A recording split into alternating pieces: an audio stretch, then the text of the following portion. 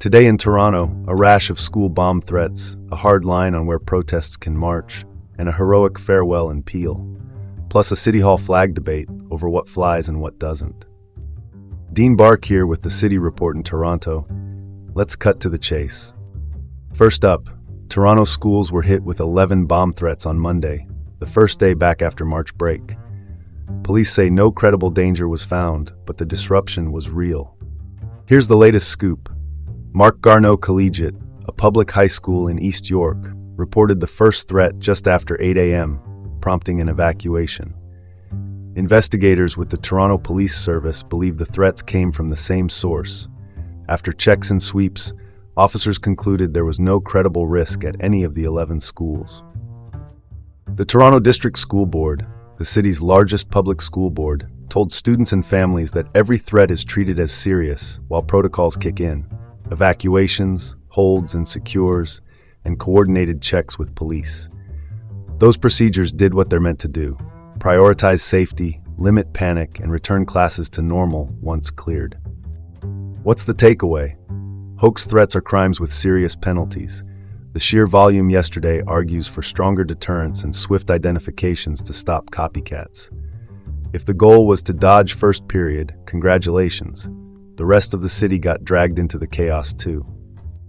Moving on, a major auto theft investigation has landed 6 arrests and roughly $800,000 in luxury vehicles back in police custody.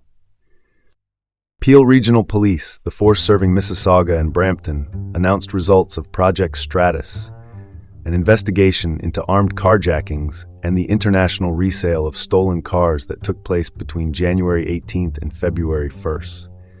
With help from the Canada Border Services Agency, which oversees border and customs enforcement, and the RCMP, Canada's federal police, officers tracked vehicles and suspects linked to an organized ring. 2 people were arrested while allegedly trying to flee to Ghana. Multiple vehicles were recovered before they could be shipped out. Police say carjackings are down 79% compared to last year, an eye-catching drop that suggests joint tasking and port checks are hitting the right pressure points. Project Stratus didn't just find the needle in the haystack, it found the whole sewing kit. Opinion brief and to the point. This is what effective coordination against organized crime looks like. Keep the pressure on the export pipeline, and you make the GTA a harder place for carjackers to do business. Let's pivot to the next story, where protests can march and where they can't. Toronto police have banned pro-Palestinian demonstrations from residential streets in a North Toronto Jewish community near Bathurst Street and Shepherd Avenue. Councillor James Pasternak praised the move as a way to reduce risks and prevent escalation. Police cite volatile conditions in recent weeks, including gunfire incidents at synagogues, as part of the rationale. That decision has, unsurprisingly, sparked debate. Demonstrators counter that the ban infringes on charter-protected rights to protest, noting that marches tied to the Israel-Hamas conflict have been ongoing since October 2023. Important context. Police say there's no evidence linking recent synagogue shootings to these protests.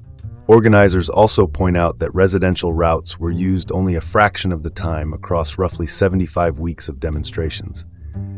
The balancing act here is classic Toronto: safety versus civil liberties, route restrictions versus the right to be heard.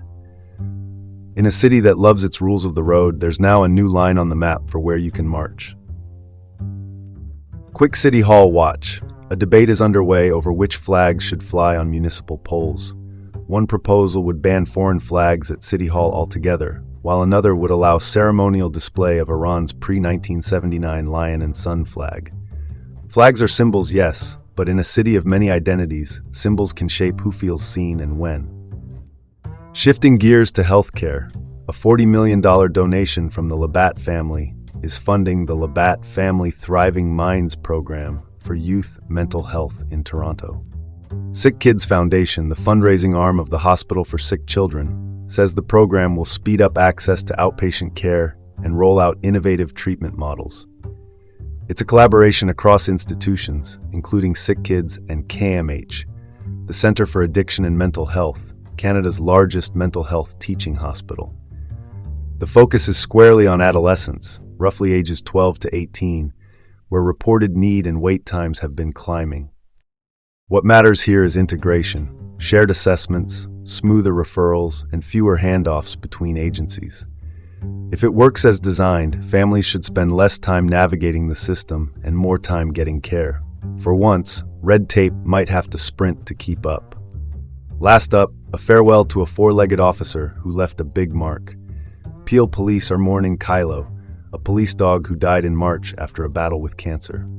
Kylo joined the service in 2019 and helped with more than 100 arrests. He worked extensively in narcotics detection at Toronto Pearson International Airport, often alongside the Canada Border Services Agency and the RCMP, to intercept drugs and track suspects tied to vehicle theft and organized crime. Colleagues say his enthusiasm was constant. Handlers say his drive made tough jobs look routine. Call it like it is. Kylo's record is a reminder that the K9 unit is more than a symbol on a patch. It's a frontline partner that saves time, finds evidence, and keeps officers and the public safer. Good dog, job well done. And that's your report for today from the City Report with Dean Bark in Toronto. Time to close the book on that. Join us tomorrow.